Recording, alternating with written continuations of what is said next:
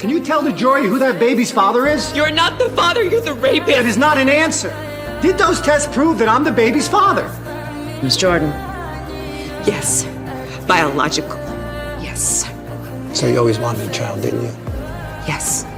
နှစ်ရက်ကြာပြင်းပြင်းထန်ထန်ညှိနှိုင်းတိုင်ပင်ပြီးတဲ့နောက်ဂျူရီအဖွဲ့ဟာနောက်ဆုံးရင်ဆိုင်စရာအမိန့်ကိုချမှတ်ခဲ့တယ်။ Rick ဟာမတိမ်မှုနဲ့အပြစ်မရှိကြောင်းတွေ့ရှိခဲ့ရတယ်။ဂျူရီအဖွဲ့ဝင်အများစုဟာ Avery အတွက်အလွန်စာနာမိခဲ့ကြတယ်။သူမကိုစော်ကားသူရဲ့ကလေးကိုလွှဲထားရတဲ့သူမရဲ့ဝမ်းနည်းဖွယ်ကံကြမ္မာအတွက်သူတို့စိတ်ထိခိုက်ခဲ့ရတယ်။ဒါပေမဲ့ဂျူရီအဖွဲ့ဝင်တယောက်ကမတိမ်ကျင်တာကြောင့်ကိုဝင်မရနိုင်ဘူးဆိုတဲ့ Rick ရဲ့အတိတ်ပဲမရှိတဲ့ရှောက်လဲချက်ကိုလက်ခံခဲ့တယ်။အဲ့ဒီသဘောထားကွဲလွဲတဲ့ကန့်ကွက်မဲ့တမဲတဲ့နဲ့တဲ့အမှုရဲ့နောက်ဆုံးရလဒ်ဟာလုံးဝပြောင်းလဲသွားခဲ့ရတယ်။စိတ်တန်ရာအပြင်းထန်ရရှိသွားတဲ့အတွက် Avery ရဲ့ရည်မွေးဟာတရက်ခွင်ထဲမှာတင်ပေါက်သွားခဲ့တယ်။ဘန်ဆန်ကသူမကိုစေယုံကိုချက်ချင်းအမြန်ပို့ပေးခဲ့တယ်။သူမဟာသားလေးတစ်ယောက်ကိုဘေးကင်းကင်းမွေးဖွားခဲ့တယ်။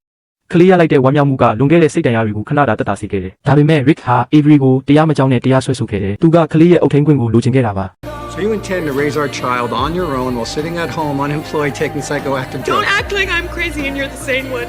You did this to me.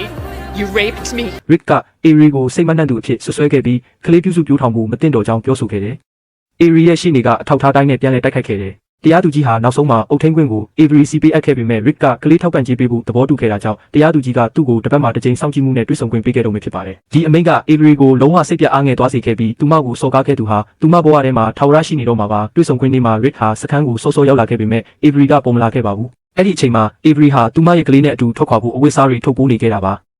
ဒါဟာပြစ်မှုတစ်ခုဖြစ်တယ်လို့ဘန်ဆန်ကသူမကိုသတိပေးခဲ့ပေမဲ့ဒါဟာ Rick စီကနေလွတ်မြောက်နိုင်မဲ့တစ်ခုလေတော့နီးလန်းလို့ Avery ကယုံကြည်ခဲ့တယ်။၃ နာရီကြာမှဘန်ဆန်ဟာရဲစခန်းကိုပြန်ရောက်လာခဲ့တယ်။သူမက Avery ပျောက်ဆုံးနေကြောင်းရဲမှုကိုပြောခဲ့ပေမဲ့သူမရဲ့လုပ်ဖော်ကိုင်ဖက်ကတော့အမှန်တရားကိုရိပ်မိခဲ့ပါတယ်။ Where? Somewhere beyond extradition.